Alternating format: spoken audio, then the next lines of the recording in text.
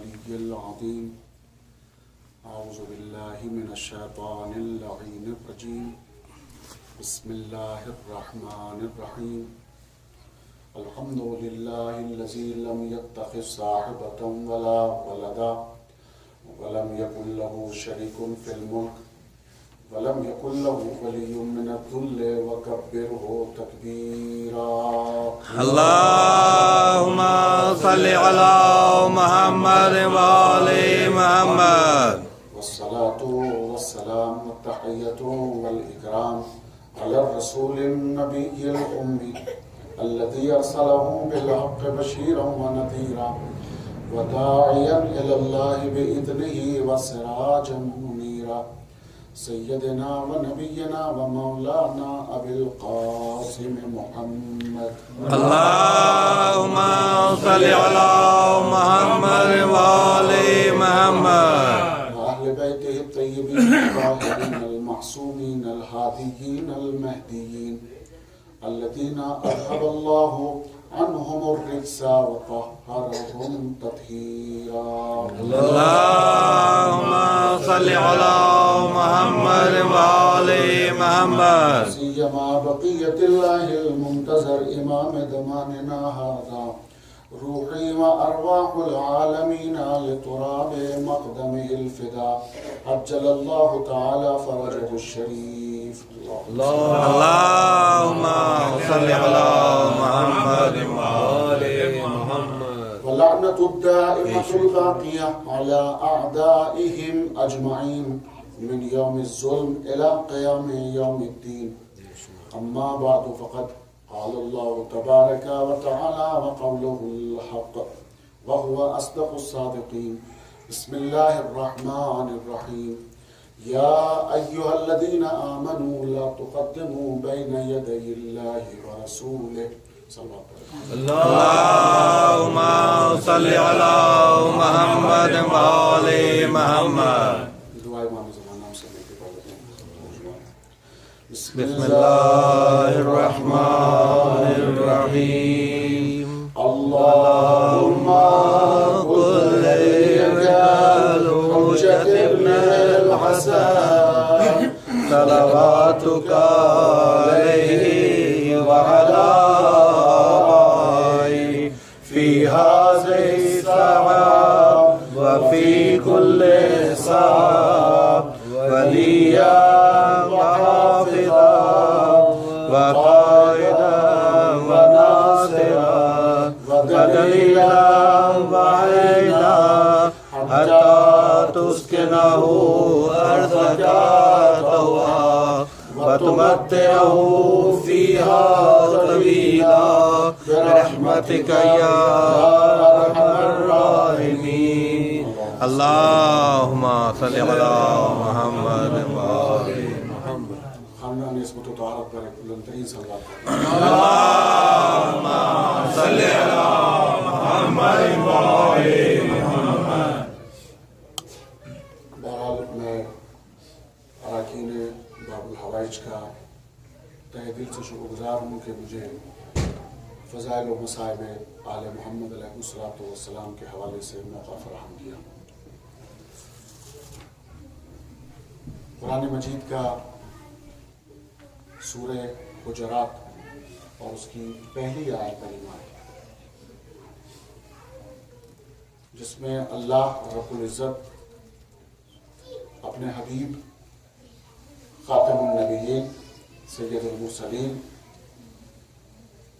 اور وہ کہ جس کے بعد جس سے پہلے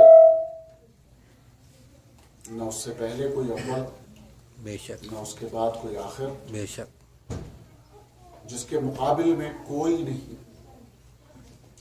اس کے لیے پروردگار رب العزت اس کے قلب پر قرآن مجید کو اتار کر کچھ ایسے احکام مومنین کو دے رہا ہے کہ رہتی دنیا تک قیامت تک تاکہ دنیا کے سارے مسلمان ادب سیکھ لیں کہ پیغمبر ختمی مرتبت کا مرتبہ کیا ہے، اسٹیٹس کیا ہے، ان کی عزت و حرمت کیا ہے، ان کے پاس آنے کے آداب کیا ہیں، بیٹھنے کے طریقے کیا ہیں، بولنے کے آداب کیا ہیں، کتنی دیر بیٹھنا چاہیے، تمام آداب جو ہیں سورہ حجرات میں اللہ رب العزت نے بیان فرمائے۔ اس میں سب سے پہلا جملہ جو قابل غور ہے، قرآن مجید اس لفظ پر سوچنے کے لیے دنیا کے تمام مسلمانوں کو دعوت فکر دی جاتی ہے، اور یہ واحد مذہب ہے، مذہب اثنا عشری شیعہ مذہب، کہ جو ایک ایک لفظ کی تشریح کرتا ہے۔ ہمارے یہاں بظاہر اگرچہ عزاداری کا نام ہے، اگرچہ ہم لوگ فرش اعضا بچھاتے ہیں، اگرچہ ہم 2 مہینے 8 دن مسلسل مجلس اور ماتم اور سینہ زنی میں مصروف ہوتے ہیں، مگر خدا شاہد ہے کہ نام حسین مظلوم کا ہے، اور حسین مظلوم کے طفیل میں قرآن مجید کی تفسیر بھی ہوتی ہے، مطالب بھی بیان ہوتے ہیں، احکامات شریعہ بھی بیان ہوتے ہیں، خیبر و خندق بھی بیان ہوتا ہے، مناظراتی الفاظ بھی بیان ہوتے ہیں، بچوں کی تربیت کیسے ہو وہ بھی ذکر ہوتا ہے، ماں باپ کی اطاعت کیسے ہو اس کا بھی بیان ہوتا ہے، خواتین کو کیسے رہنا چاہیے اس کا بیان ہوتا ہے، معاشرتی زندگی کیا ہے، اصلاحی زندگی کیا ہے، سیاسی آداب کیا ہیں، دینی اور مذہبی اور دنیا کے دوسرے افراد سے ملنے کے طور طریقے کیا ہیں۔ علی بن ابی طالب علیہ السلام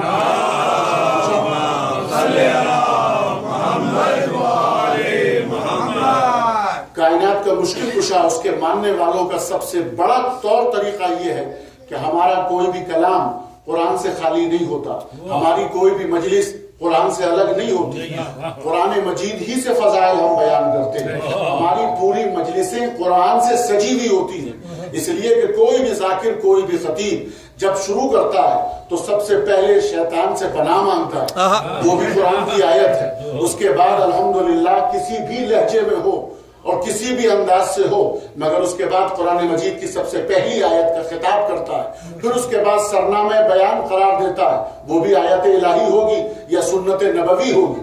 توجہ فرما رہے ہیں، یہ تمام چیزوں کے ساتھ ساتھ ہمارا سب سے بڑا رخ یہ ہے کہ قرآن مجید کے اسی دائرے میں چونکہ آپ نے اس بات کے اوپر زور دیا ہے کہ ہم بغیر قرآن کے کچھ نہیں مانتے، توجہ کیجئے گا، ہم بغیر قرآن کے کچھ نہیں مانتے، آپ کا دعویٰ ہے قرآن سے دلیل دیا کیجئے، اس لیے کہ قرآن ہمیں کافی ہے، قرآن سے دلیل دیا کیجئے، تو ہم یہ کہنے کو تیار ہیں کہ قرآن کسی بھی شے کے لیے، توجہ کیجئے گا لفظوں پر، قرآن کسی بھی شے کے لیے کافی ہو یا نہ ہو، فضائل اہل بیت کے لیے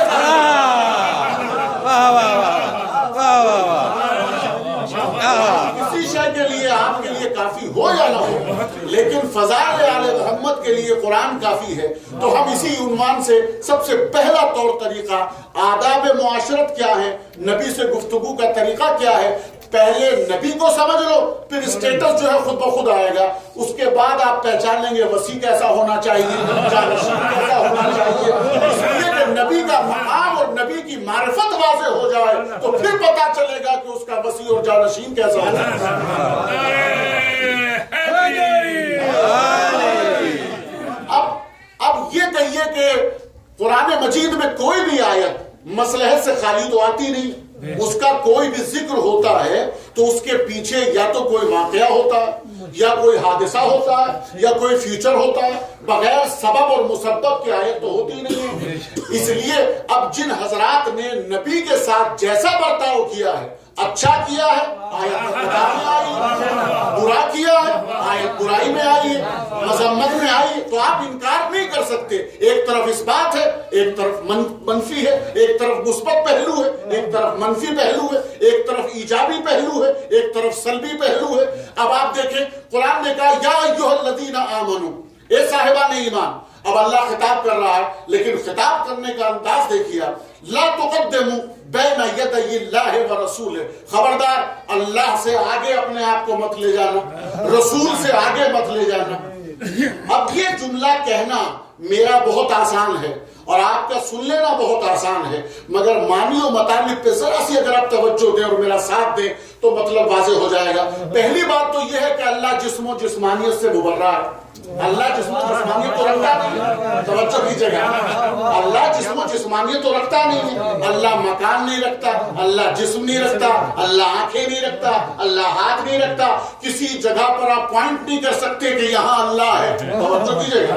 تو جب یہ سب کچھ ہے اور اس میں سارے مسلمان شریک ہیں اور سب مانتے ہیں کہ اللہ جسم نہیں رکھتا, تو پھر یہ کیسا سوال ہے کہ دنیا میں کون ایسا شخص ہوگا جو اللہ کے آگے آ جائے گا؟ میں کیا کہہ رہا ہوں, توجہ کیجیے گا. کون ایسا شخص ہے جو اللہ کے آگے آ جائے گا؟ اللہ کے آگے. لا تقدمو, اپنے آپ کو آگے مت لے آنا. کس سے؟ اللہ سے. بھئی اللہ تو ہر جگہ ہے. اللہ ہر جگہ ہے. کوئی جگہ ایسی ہے جہاں خدا نہ ہو؟ تو جب اللہ ہر جگہ ہے اور آپ پوائنٹ کر نہیں سکتے اس لیے کہ جسم و جسمانیت رکھتا نہیں, تو اب ڈھونڈنا پڑے گا کوئی ایسا ہو جس پہ دھوکہ ہو جائے.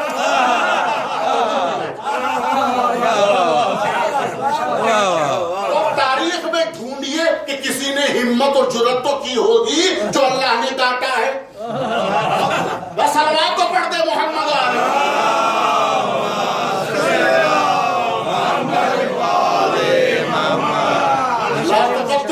بین یدی اللہ ورسول.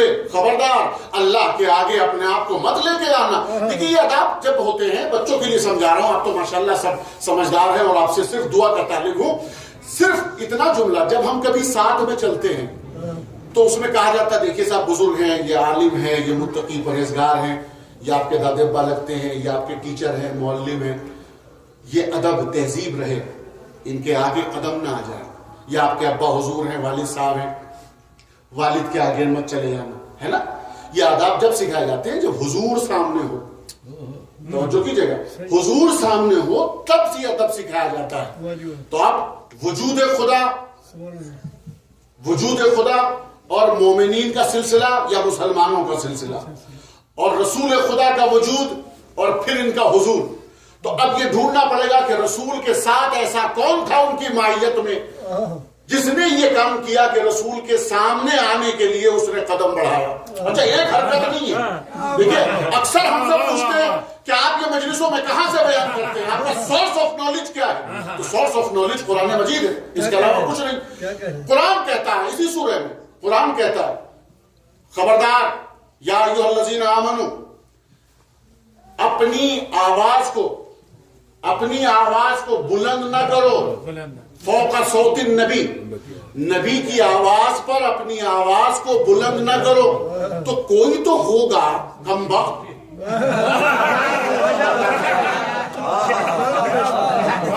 کوئی تو ہوگا کہ جس نے کوشش کی کہ نبی کی آواز پر اپنی آواز کو بلند طریقے سے بیان کیا. آواز بلند کی کسی نے, اور اللہ نے قرآن مجید میں بتایا, آواز دی. اے میرے لال, جناب لقمان, اے میرے لال خبردار اونچی آواز سے نہ بولنا. کیوں؟ کہ اونچی آواز گدھے جیسی ہوتی ہے. اس کا مطلب کچھ ہوں گے. یہ قرآن ہے. دیکھیے میں سارے مطالب, میں تو اپنے الفاظ کا ذمہ دار ہوں, آپ کہاں کہاں پہنچ رہے ہیں اس کا ذمہ دار میں نہیں, لیکن ماشاءاللہ آپ پہنچ رہے ہیں.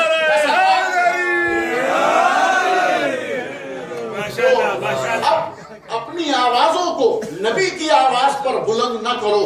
یہ رسول کی طرف سے باقاعدہ طریقے سے, اللہ کی طرف سے رسول کے آداب میں, رسول کی تہذیب میں بیان کیا. اب ایسے الفاظ میں اسی سورہ میں اللہ کہتا ہے قالت الاعراب, قالت الاعراب آمنا. عرب کے بدھو لوگ آئے اور انہوں نے آنے کے بعد کہا آمنا, ہم ایمان لے آئے. آواز آئی لم تؤمنوا, تم ایمان نہیں لائے. یہ دعویٰ کر رہے ہیں کہ ہم ایمان لائے. اللہ کہتا ہے نہیں, تم ایمان نہیں لائے. بل قولوا اسلمنا, تم یہ کہہ سکتے ہو کہ ہم اسلام لے آئے. توجہ کیجئے گا, کاش دنیا سمجھ جائے کہ اسلام اور ایمان کا فرق کیا ہے. اسلام اور ایمان کا فرق کیا ہے قرآن سے. قرآن کہتا ہے کہ جب یہ لوگ آئے انہوں نے کہا آمنا, ہم ایمان لے کے آئے. کہہ لیں کہ ایمان اور آپ, آئینے میں شکل دیکھیے, ایمان اور آپ, ایمان نہیں, بلکہ کہیں قولو اسلمنا، ہم اسلام لے کر آئے. لما یدخل الایمان فی قلوبکم، ایمان تو تمہارے دل میں داخل ہوا ہی نہیں. توجہ کیجئے گا، اب ایمان کا تعلق ہے قلب سے، اور قلب پوری کائنات جسم میں امام ہے. توجہ کیجئے گا، قلب ہے امام پوری کائنات جسم کا، اور اس کا تعلق خود اس بادشاہ سے ہے جس کے قبضے میں یہ کائنات جسم ہے جو دھڑک رہا ہے مگر پردے میں ہے. توجہ کیجئے گا، ہے مگر پردے میں ہے. صلوات تو پڑھے محمد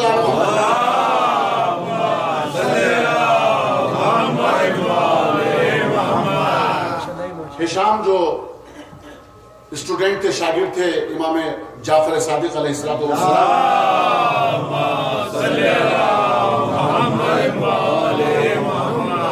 جب آپ کا مناظرہ ہوا وقت کے امام سے جو ماننے کو تیار نہیں تھا، وہ بھی وہ کہ جس نے سیکھا تھا آل محمد کے یہاں سے، اور اس نے یہ دعویٰ کیا تھا باقاعدہ اور اعلان بھی کیا تھا. اب آپ پہچان لیں گے وہ کون ہے. لولا السنتان لہلک النعمان، اگر 2 سال نہ ہوتے تو نعمان ہلاک ہو جاتا. یہ جملہ تو اس سے تو آپ واقف ہی ہیں، اس لیے کہ یہ بھی شجرے سے ملتا چلا آ رہا ہے. کسی پیمانے پہ بولتا ہے، کوئی کسی پیمانے پہ بولتا ہے. چاہ بھی دیکھیے، جو قرآن کے لیے کہتے ہیں کہ ہمیں قرآن کافی ہے، اگر کسی جگہ پر بھی، میں چیلنج کر رہا ہوں ممبر رسول سے پہلی مجلس میں باب الحوائج میں ماشاءاللہ، کہ کسی جگہ بھی اگر آپ ایک روایت دکھا دیں مذہب بدلنے کو تیار ہو، چیلنج ہے میرا، ڈھونڈ کے لائیے گا، کل میں حاضر ہوں آپ کی خدمت میں، کہ کسی جگہ پر بھی اگر یہ مل جائے کہ اگر قرآن نہ ہوتا تو ہم ہلاک ہو جاتے، اگر قرآن نہ ہوتا تو ہم ہلاک ہو جاتے. جہاں قرآن کا اتنا رسپیکٹ ہے، قرآن کا اتنا احترام ہے، قرآن کافی ہے، قرآن کافی ہے، کبھی کسی نے نہیں کہا بیٹھ کر، نہ محراب میں نہ منبر پہ، اگر قرآن نہ ہوتا تو ہم ہلاک ہو جاتے. جب آواز آئے گی یا تو صادق آل محمد کے لیے آئے گی، اگر 2 سال گھٹنے نہ ٹیکتے، شاگردی اختیار نہ کرتے تو ہلاک ہو جاتے، اور یا ادھر سے آواز آئے گی اگر علی نہ ہوتے. یا علی یا علی یا علی مدد حق ہے.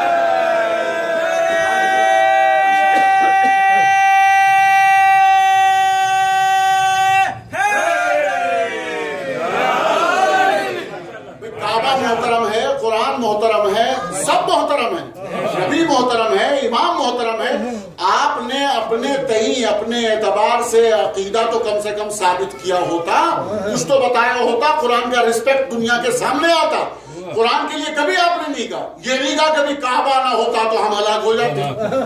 کعبہ اتنا محترم کہ جس میں اللہ رب العزت نے کسی ایرا غیرہ نتھو خیرہ کا ہاتھ ہی نہیں لگوایا. یا جناب ابراہیم خلیل معصوم، یا جناب اسماعیل نبی معصوم، 2 نبی اور 2 عصمتوں کے ذریعے سے تعمیر کرا رہا ہے. کیوں؟ کہا اس لیے کہ کسی امام کی آمد ہے. جہاں اتنا سب کچھ ہو، جہاں اتنا بڑا انتظام کیا گیا ہو، بڑی انشاءاللہ لطف اٹھائیں گے آپ. ایک بڑی عجیب بات ہے جو عطا کی شکل میں ہے، منزل ہے ممبر پہ، جو کہ بہت سی چیزیں عطا میں آتی ہیں، سوچتا بھی نہیں انسان کبھی بیان کرے مگر آ جاتی ہیں. اکثر ذہنوں میں سوال آتا ہے، بچوں کے لیے بیان کر رہا ہوں، آپ کیوں جناب نماز میں ضروری ہے آپ کے ہاں مہر رکھی جائے؟ کیوں نماز میں ضروری ہے کہ خاک شفاہی کے اوپر سجدے جو ہے کیے جائیں؟ اس کے بغیر آپ کی نماز نہیں ہوتی. یہ مٹی رکھنا معین، خاک کا ایک معین کر کے رکھنا، یہ کیوں ضروری ہے؟ اللہ رب العزت نے کعبہ بنوایا جناب ابراہیم اور جناب اسماعیل کے ذریعے. توجہ کیجئے گا، یہ تعمیر کرنے کے کام میں کچھ حضرات ہیں آپ میں سے جو کبھی بلڈنگ کا کام کیا ہو، کبھی کوئی صاحب ہیں، بہت اچھی طرح سے بات واضح ہو جائے گی، ڈریے نہیں. پلر جب کھڑے کرتے ہیں ماشاءاللہ ماشاءاللہ، پسینے نکلتے ہیں نا، یہ کام آسان نہیں ہے. بلڈنگ تعمیر کرنا، مکان تعمیر کرنا بہت محنت کا کام ہے. جو حضرات تجربے کار ہیں گواہی دیں گے اس بات کے، میرا کچھ رشتہ رہا ہے، میں جانتا ہوں. طالب علمی کے زمانے میں بھی رشتہ رہا ہے، میں جانتا ہوں، شوق ہے میرا. لیکن سوال اپنے مقام پر ہے کہ جو مکے کی سرزمین پر بڑے بڑے خاندان تھے لوگوں کے اور بڑے بڑے قداور لوگ تھے، میں کچھ کہہ رہا ہوں، بڑے بڑے قداور تھے، بڑے بڑے ہیلتھی اور صحت مند کہلاتے تھے، اللہ نے کسی کو نہیں چنا کہ تم آؤ محنت کا کام یہ کرو. اینٹ گارا چونا کچھ تو پکڑاؤ، کم سے کم مفت کی روٹی کھا رہے ہو، کچھ تو کرو. میرے گھر کا سوال ہے، میرا گھر بننے جا رہا ہے، گھر سے نکلو، بناؤ آ کے، تعمیر کرو، ساتھ دو آ کے، محنت کا کام کرو. یا اللہ کسی کو تو بول دے، کسی کے گھر پہ تو وہی بھیج دے، اپنے نبی سے کہہ دے کہ یہ بلا دے. اس کا تو کام ہے، یہ اذان دے دیتا ہے، میں کچھ کہہ رہا ہوں، یہ تو اذان دے دیتا ہے، نسلیں پہچانتی ہے، نسلیں بلا دے. نبی کہے گا سب کے سب آ جائیں گے، محنت کا کام ہے، انجام ہو جائے گا. نبی اور معصوم کے ذریعے سے پروردگار یہ کام کرا رہا ہے، کچھ اچھا نہیں لگ رہا ہے، معاف کرنا پروردگار، ہاتھ جوڑ کے معافی چاہتا ہوں، انسان ہوں، غلط کار ہوں، خطا کار ہوں، گناہ گار ہوں. سمجھ میں نہیں آ رہی ہے بات کہ اتنے سارے ہیلتھی لوگ ہوتے ہوئے، محنتی ہوتے ہوئے، ان کو چھوڑ کر محنت کا کام کروا رہا ہے. جناب ابراہیم اور جناب اسماعیل دونوں نبی، معصوم، رسول دونوں. توجہ کیجئے گا، جناب ابراہیم صاحب شریعت، جد الانبیاء، شیخ الانبیاء، بڑی فضیلت ہے جناب ابراہیم کی. ان سے یہ محنت کا کام کروا رہا ہے. کا خبردار، اس میں کسی غیر کا ہاتھ نہیں لگے گا، صرف دو معصوم ہی کام کریں گے، کسی اور کا ہاتھ نہیں لگے گا. توجہ کیجئے گا. اب آپ سب جانتے ہیں تاریخ سے، تاریخ نہیں پڑھ رہا ہوں آپ کے سامنے، صرف اشارہ کر رہا ہوں تاکہ اصل مفہوم واضح ہو جائے. جناب ابراہیم خلیل اللہ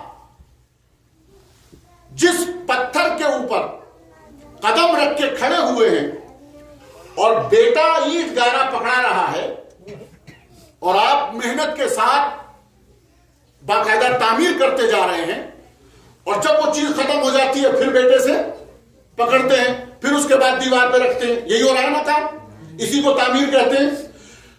محنت کرنے کے دوران فطری تقاضا ہے پسینے کا آنا. تاریخ حوالے ہیں، ابراہیم اور اسماعیل کو پسینہ آیا. جناب ابراہیم کو جب پسینے میں شرابور ہوئے تو پسینے کے قطرات کہاں ٹپکے؟ پتھر کے اوپر. توجہ کیجئے گا، کہاں ٹپکے؟ پتھر کے اوپر. جملہ آپ کے حوالے کر رہا ہوں، صاحبان عقل و فہم کا مجمع. جناب ابراہیم نے جب محنت اور قد و کاوش کا کام کیا تو پسینہ ٹپکا کہاں؟ پتھر پر.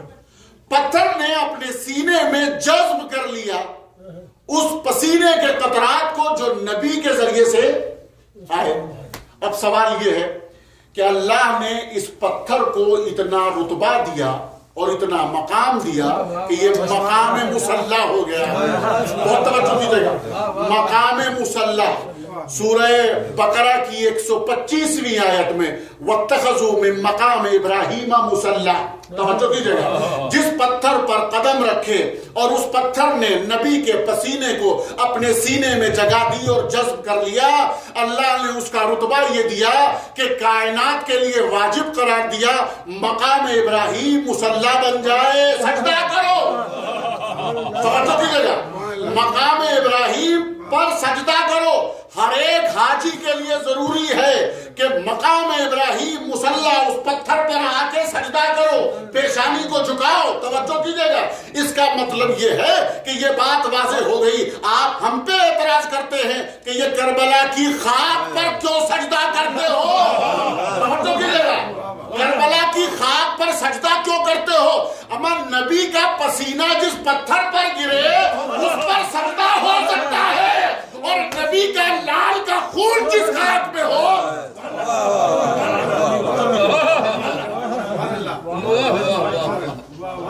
نبی کا پسینہ جس پتھر کے اوپر گرے اس پر سجدہ ہو سکتا ہے. اب یہ اپنے اپنے مقدر کی بات ہے، جملہ آپ کے حوالے ہے.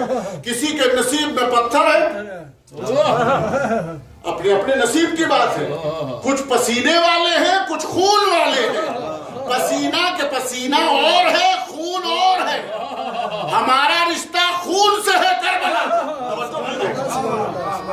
ہم اس سے انکار نہیں کر رہے ہیں، مقام مصلی کا احترام ہم بھی کرتے ہیں، ہم سجدے سے انکار نہیں کرتے، لیکن سب سے زیادہ اس سے بڑی کوئی فضیلت ہے ہی نہیں کائنات میں کہ جہاں پر خاک شفا رکھی جائے اور اس کو سجدے کے لیے معین کیا جائے۔ اور حالت یہ ہے کہ جس کے پاس یہ خزانہ ہو، جس کے گھر میں یہ خزانہ ہو، کائنات میں کوئی ایسی بیماری نہیں ہے کہ اس کا کوئی علاج نہ ہو سکتا، اس لیے کہ اللہ رب العزت نے ساری شفا کو معین کر دیا ہے خاک شفا۔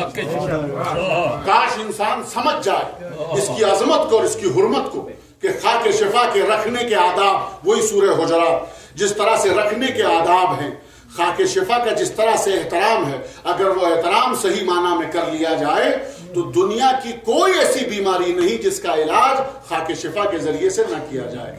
آج پوری دنیا میں بڑے سے بڑے بیماری جو ڈاکٹر لوگ منع کر دیتے ہیں کہ اس کا کوئی علاج نہیں ہے، اس کا علاج تربت عالیہ سے کیا جا رہا ہے، خاک شفا سے کیا جا رہا ہے۔ اب آپ بتائیے یہ مجلسیں فیض رکھتی ہیں کہ نہیں؟ یہ اعجاز رکھتی ہیں کہ نہیں؟ یہ انہی ہستیوں کا ذکر کیا جاتا ہے جس میں آداب بیان کیے جاتے ہیں۔ آج میں صرف ایک جملے کی طرف توجہ دلا رہا ہوں آپ کو۔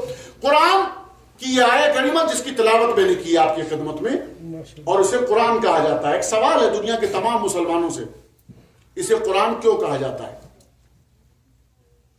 گھبرا تو نہیں ہے؟ دیر تو نہیں ہوگی؟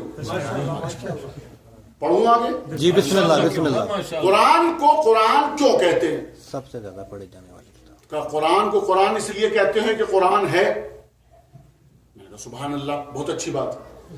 کہ قرآن کو قرآن اس لیے کہتے ہیں کہ حضور اکرم کے قلب مطہر پر نازل ہوا۔ قرآن اس لیے کہتے ہیں کہ اللہ تعالیٰ کا کلام ہے۔ قرآن کو قرآن اس لیے کہتے ہیں کہ اس کے بعد کوئی کتاب نہیں آئے گی۔ قرآن کو قرآن اس لیے کہتے ہیں کہ یہ اعجازی کلمات ہے۔ ٹھیک ہے، یہ ساری فضیلتیں اپنے مقام پر۔ سوال پھر رہ گیا، قرآن کے کوئی بھی لفظ، کوئی بھی اسم بغیر کسی سبب کے معنی نہیں رکھتا۔ جب بھی کوئی نام رکھو، اسی لیے قرآن میں حکم ہے کہ جب نام رکھو تو اچھا نام رکھو تاکہ اس کے اثرات مرتب ہو زندگی پر۔ توجہ کیجیے گا، تو اللہ نے پھر اس کا نام قرآن کیوں رکھا؟ ہونا تو یہ چاہیے تھا کہ جب بھی کوئی پڑھے، چونکہ اعجازی کیفیت ہے، جب بھی آپ قرآن کھولیں گے، جو حضرات بھی گھر پہ ماشاءاللہ سے آتی ہے صبح شام میں، جب بھی آپ قرآن کھولتے ہیں پڑھنے کے لیے تو آپ کو ایسا لگے گا کہ اللہ سے آپ کلام کر رہے ہیں یا اللہ مجھ سے ہم کلام ہے۔ کبھی بھی آزما لیجیے نسخہ بالکل زندہ، کبھی بھی قرآن لے کے بیٹھے آپ تو آپ کو ایسا محسوس ہوگا کہ اللہ سبحانہ و تعالیٰ آپ سے ہم کلام کر رہا ہے۔ ٹھیک، بہت بڑا اعجاز ہے، بہت بڑا مرتبہ ہے کہ اللہ آپ سے ہم کلام ہو رہا ہے۔ لیکن سوال یہ ہے کہ ہونا یہ چاہیے کہ جب بھی کوئی پڑھے تو اس کا نام کیا ہونا چاہیے؟ قاری۔ قاری کا مطلب کیا ہے؟ پڑھنے والا۔ تو جو بھی اپنے اپنے تئیں قرآن کھول کے بیٹھتا ہے، پڑھتا ہے، اسے کیا کہنا چاہیے؟ قاری۔ اسے کہتے ہیں قاری کا مطلب پڑھنے والا۔ لیکن سوال یہ ہے کہ یہ قاری نہیں ہے، اس کا نام رکھا ہے اللہ نے قرآن، اور قرآن کا مطلب ہے پڑھا جا چکا، پڑھا ہوا۔ اللہ نے نام قاری نہیں رکھا۔ دیکھیے، کسی بھی لفظ کو سمجھنے کے لیے عربی کا ایک قاعدہ ہے کہ اس کے روٹس کی طرف چلتے ہیں۔ تو قرآن کے مادے کی طرف ہم جب چلے تو قرآن کا مادہ جو مصدر تھا القراء، القراء کے معنی ہے پڑھنا، تو قرأت سے بنا ہے قرآن، مفعول ہے۔ تو اب سوال یہ ہے کہ جب القراء ہوتا خالی پڑھنا، جب بھی کوئی پڑھے تو پڑھے جانے والی چیز ہے، ٹھیک ہے، نہ القراء رکھا اللہ نے نام، نہ قاری رکھا نام، چونکہ اللہ کے ناموں میں بھی کوئی نام قاری نہیں ہے۔ توجہ کیجئے گا، اللہ کے ناموں میں جو مسلمانوں نے 99 نام اللہ کے گھڑ لیے ہیں یا بنا لیے ہیں یا بتا دیے ہیں، بہت بڑا احسان کیا ہے کہ اللہ کو 99 ناموں میں موقوف کر دیا ہے بالکل، جبکہ اللہ سبحانہ و تعالیٰ کے نام اتنے ہیں کہ اگر ہم گنانے کے لیے جائیں انہی مجلسوں کے طفیل میں، یہی فیض ہے۔ آپ یہاں پر گواہی دیں گے، میں بھی آپ کے سامنے گواہی دوں، 1000 سے کہیں زیادہ تو خالی ایک اس دعا میں ہے جو آپ ماہ مبارک کی 19 اور 21 اور 23 میں پڑھتے ہیں، جس کا نام ہے دعائے جوشن کبیر۔ بلایا کیجیے فقہ جعفری، قسم خدا کی، کربلا والوں کے پاس آپ آ جائیے، ہمارا بچہ بتائے گا کہ 1000 نام اللہ سبحانہ و تعالیٰ کے۔ جی ایک جوشن کبیر کی بات کر رہا ہوں میں، ابھی دعائے مشلول کو میں نے نہیں چھیڑا ہے، ابھی دعائے مجیر کو میں نے نہیں کہا ہے، ابھی جوشن صغیر کا نام نہیں لیا۔ ہمارے ہاں تو ماشاءاللہ مفاتیح الجنان ہے، ہمارے یہاں تو مصباح الجنان ہے، ہمارے یہاں دعاؤں کے ذخیرے ہیں، صحیفہ کاملہ ہے، زبور آل محمد ہے، انجیل اہل بیت ہے، ہمارے یہاں نہج البلاغہ ہے، توجہ فرمائیں، اس میں سب میں اللہ سبحانہ و تعالیٰ کے نام بیان کیے گئے ہیں۔ کاؤنٹ کریں ہمت ہو تو۔ آپ نے کیلنڈر چھاپ دیے ہیں کہ اللہ تعالیٰ کے نام کتنے ہیں، کل 99۔ کس نے حکم دیا ہے 99 نام؟ توجہ فرما رہے۔ تو اس کا مطلب یہ ہے کہ اللہ رب العزت کے نام اتنے ہیں کہ جس کا احصاء نہیں کیا جا سکتا۔ تبھی تو عظمت معلوم ہوگی اللہ کی۔ جب اللہ کے نام احصاء نہیں کر سکتے تو اللہ کے فضائل اور کمالات کیسے احصاء کر سکتے ہیں؟ اور جب وہ اتنا صاحب فضائل ہوگا تو وہ نبی بھی ایسا بھیجے گا کہ جس کے فضائل احصاء نہیں کیے جا سکتے، اور جب اس کا نبی ایسا ہوگا تو امام بھی ایسا بھیجے گا کہ جس کے فضائل احصاء نہیں ہو سکتے۔ یہی کمال ہے نا۔ تو اب القاری اللہ کا نام نہیں ہے، القراء اللہ کا نام نہیں ہے، مادہ کیا ہوا؟ قراء، اس سے بنا قرآن۔ قرآن کے معنی کیا ہوئے؟ پڑھا ہوا۔ اللہ نے نام نہ قاری رکھا نہ القراء رکھا، بلکہ نام رکھا قرآن۔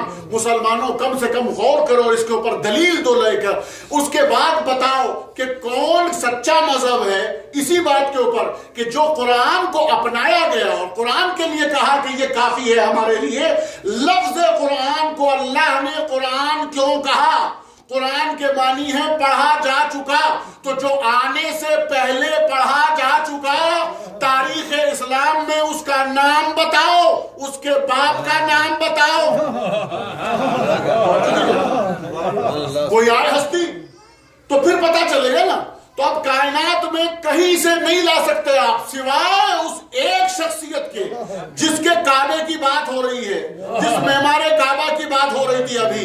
ابراہیم و اسماعیل نے جس کعبے کو بنایا، اسی کعبے کے اندر آنے والا 13 رجب المرجب کو جس کے قدم مبارک آئے، وہ ایک شخصیت ہے، مولا متقیان علی بن ابی طالب علیہ السلام۔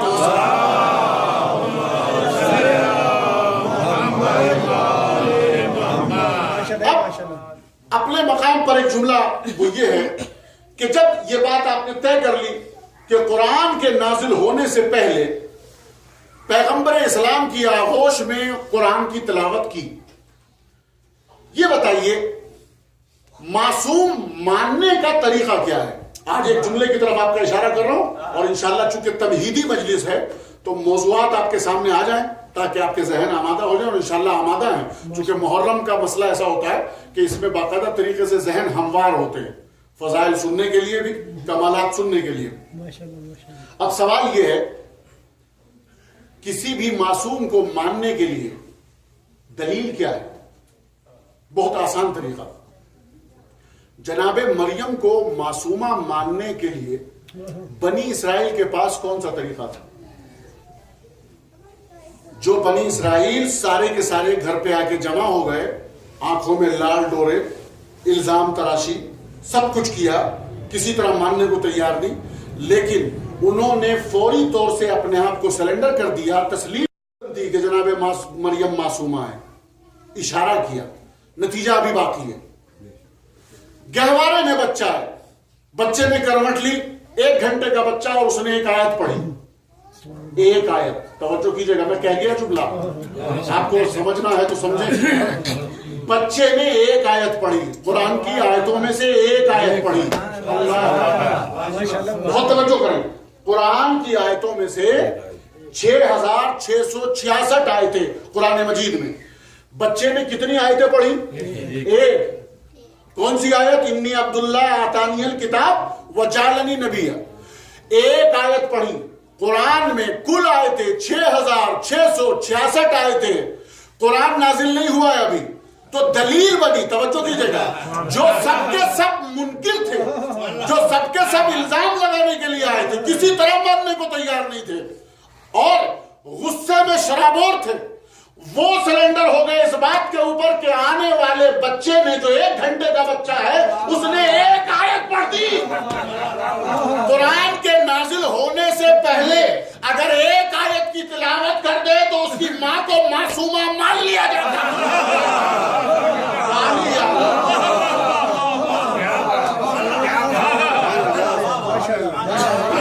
क्या कुरान के नाजिल होने से पहले अगर बच्चा गहवारे में 1 घंटे का एक आयत की तिलावत कर दे तो बनी इस्राइल जो इतने गुस्से में थे, आस्तीनें चढ़ाए हुए, आंखों में लार डोरे, गुस्से और बदतहजीबी का आलम सब कुछ, मगर एक आयत के सुनते ही सजदा रेज हो गए, माफी मांगने पर तैयार हो गए। क्यों? का इसने कुरान नाजिल होने से पहले एक आयत जो पढ़ दी। भाई दलील दो, ये बनी इस्राइल थे, बड़े शरीफ थे, खानदानी थे, मुसलमान नहीं थे।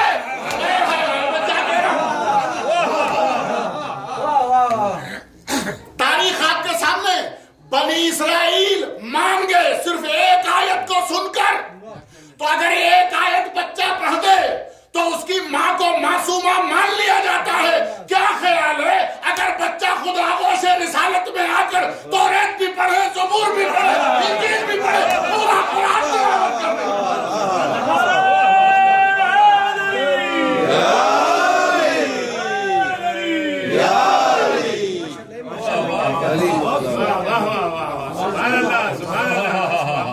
बराए खुशनूदी मौलाए मुत्तकियान हजरत अली अलैहिस्सलाम बुलंद तर सलावत।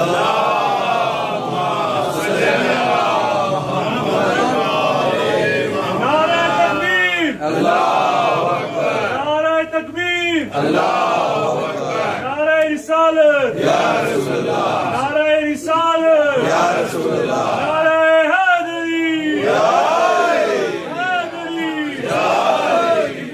सलामती के लिए बुलंद तर सलावत।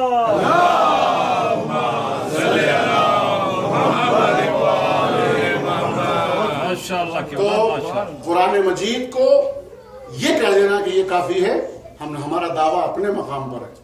तो कुरान फजाइल के लिए अल्हम्दुलिल्लाह काफी है। हर दलील हम कुरान से ढूंढ लाते हैं। इंशाअल्लाह आपकी खिदमत में ये सिलसिला जारी रहेगा तसलसल। आज इसी मंजिल पर कि अल्लाह रब्बुल इज़्ज़त ने तमाम तहजीब और तमद्दुन और ये आदाब मुआशरत, नबी के पास किस तरह से आओ, किस तरह बैठो, किस तरह कलाम करो, ला तजहरू, खबरदार बुलंद आवाज से न पुकारना, जिस तरह तुम कजाहर बाज़कुम लिबाज़, जैसे तुम आपस में एक दूसरे को पुकार लेते हो, नबी का नाम लेके न पुकारना। क्या हो जाएगा? हब्त कर लिए जाएंगे सारे अमाल।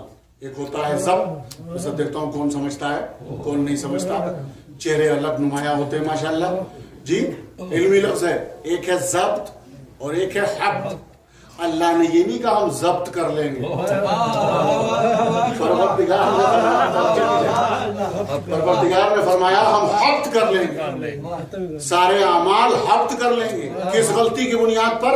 अगर तुम्हारी आवाज बुलंद हुई और नबी का नाम लेके पुकारा, देर हो गई है ना, खड़े रहो, इंतजार करो कि खुद नबी आ जाए घर से। तुम अपने घर के बड़े हो, क्या करे, चौधराहट है, हुआ करे। खानदान, ये खानदान नहीं चलता है यहाँ पर। ये देखो कि ये नबी का घर है, आवाज बुलंद न हो। और अगर बुला लिया, दरवाजा खुल गया और बुला लिया कि बैठ जाओ, तो अब ये नहीं कि तुम्हारी निगाहें इधर उधर भी जाएं। भाई जहां बिठाया है उसी जगह बैठे रहो, जो दिया है खाने के लिए वही खाओ और देर तक ना बैठो। क्यों? इसलिए कि मेरे हबीब को हया आती है कि तुमसे ये कहे कि चले जाओ। तो अल्लाह क्या आदाब सिखाए, तहजीब सिखाई, ये कुछ ना कुछ तो थी ना हरकतें। देखिए मैं ऐसे ही थोड़ा ही कह रहा हूँ, इतनी देर से पूरी मजलिस हो गई छोटी सी बात के ऊपर मेरे भाई इतना बताएं, जिस अल्लाह ने कुरान मजीद में जो सबसे बड़ी इंपॉर्टेंट नमाज है, नमाज सुबह की कितनी फजीलत है, नमाज फजर की, अल्लाह ने किसी मकाम पर अगर ये कहा हो कि 2 रकत पढ़ो, नमाज फजर का जो तरीका नहीं बता पा रहा है कुरान मजीद में,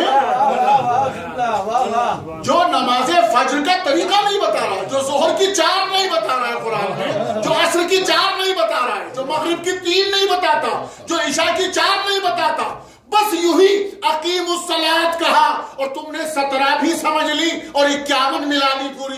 क्या कह रहा हूं, नवाफिल भी समझ गए, वाजिबात भी समझ गए, यानी एक आयत से तुमने इतनी सारी नमाज समझ ली और इतनी आयतों से अहले बैत समझ में नहीं आए। क्या कह रहा हूं,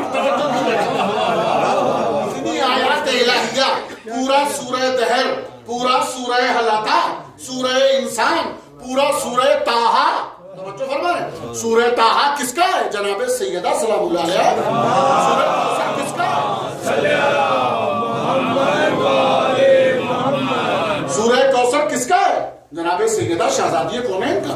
तो इतने सूरे भी अल्लाह ने नाजिल किए, इतनी आयात नाजिल की, आले मोहम्मद समझ में नहीं आती। जब मुबाहिला पढ़ते हो तो कहते हो कि हाँ उन्होंने मान लिया, समझ गए, उन्होंने फजाइल बयान कर दिए, उनकी समझ में आ गए कि हम ऐसे चेहरों को देख रहे हैं।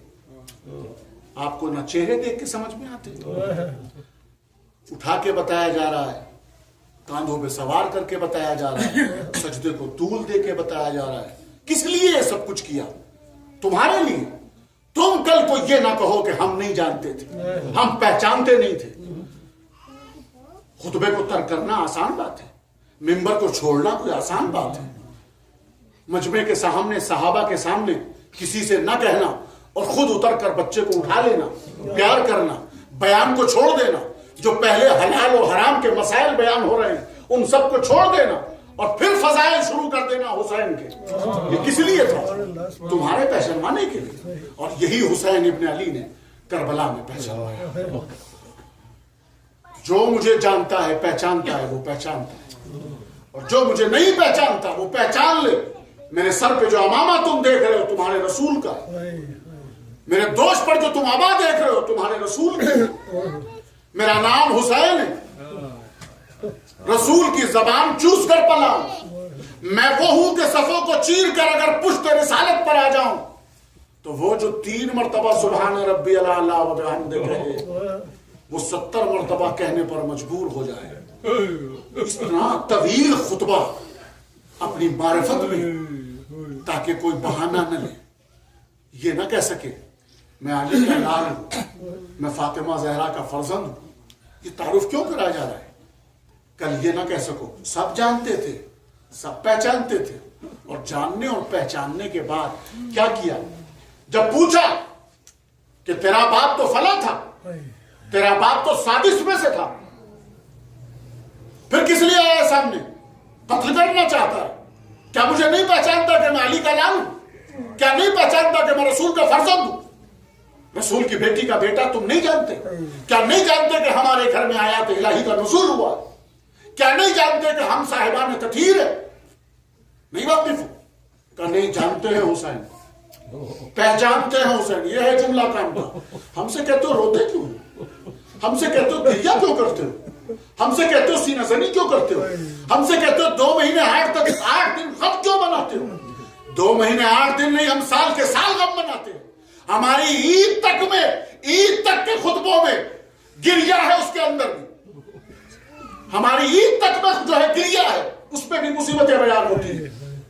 इसलिए कि ये वो आले मोहम्मद हैं कि जो दीन की बका और पूरी कायनात जिनके तुफैल में पैदा हुई।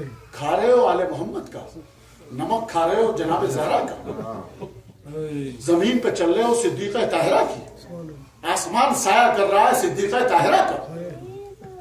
ये सब कुछ जो अल्लाह ने जिसके महल में दिया, उसकी कायनात में चल फिरते हो और इसके बाद उसी से इनकार। अल्लाह अल्लाह, बस मैं एक जुमला कहकर बात खत्म कर रहा हूं। मसाइब के 2 जुमले बयान करूंगा अजीजों।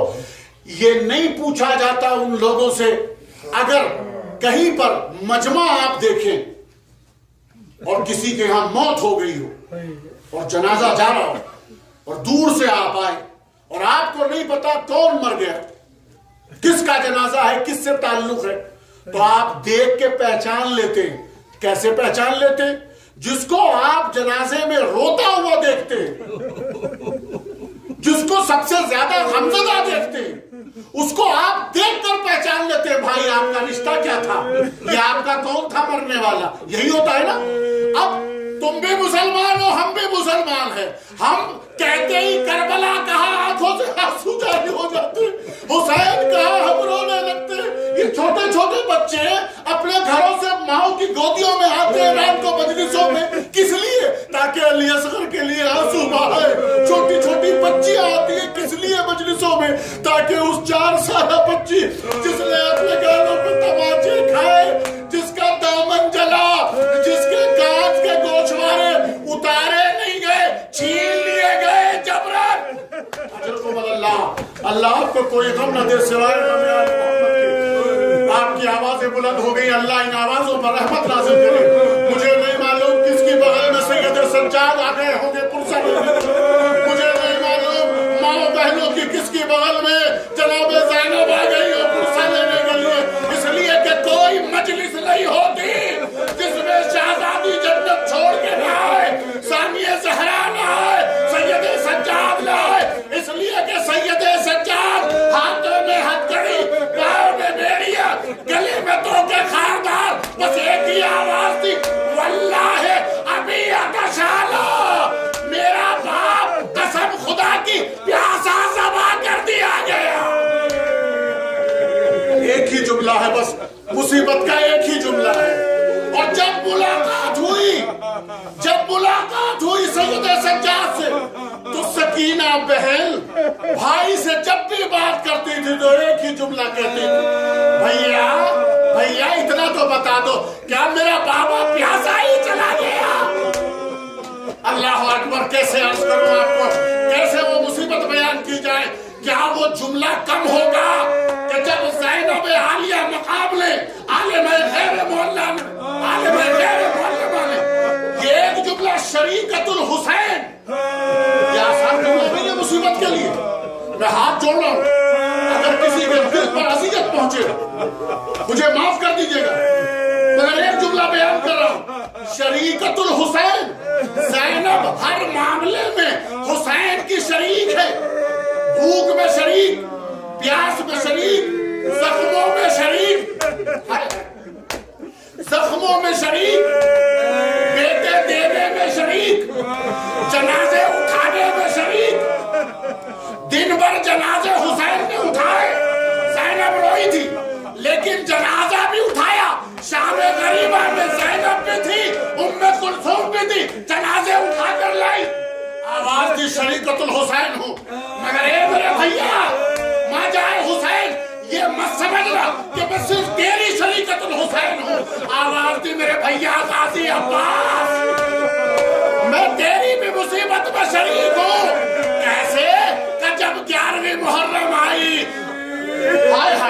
جب 11ویں محرم آئی، لاشائے شہداء پڑے ہوئے، ہر ایک بیوی نے اپنے آپ کو گرایا، زینب نے بھی بھائی کی لاش پر گرا دیا۔ میں نے بیان کر دیا، آپ نے سن لیا، مگر عزیزوں خالی گرایا ایسے تھوڑا ہی ہے، یہ بیان کرنا آسان نہیں ہے۔ آپ کو معلوم ہے جب کوئی گرتا ہے نا اوپر سے، جناب عباس کے مسائل میں خاص صفت ہے، جب کوئی اوپر سے گرتا ہے تو اپنے ہاتھوں کو ٹیک لیتا ہے، لیکن زینب جب گری تو ہاتھ تو پسے گردن بدے ہوئے تھے نا، ہاتھ پسے گردن بدے ہوئے تھے۔ زینب نے گر کر بتایا، اے میرے عباس بھائی، تو بھی بغیر ہاتھوں کے گرا، میں بھی بغیر۔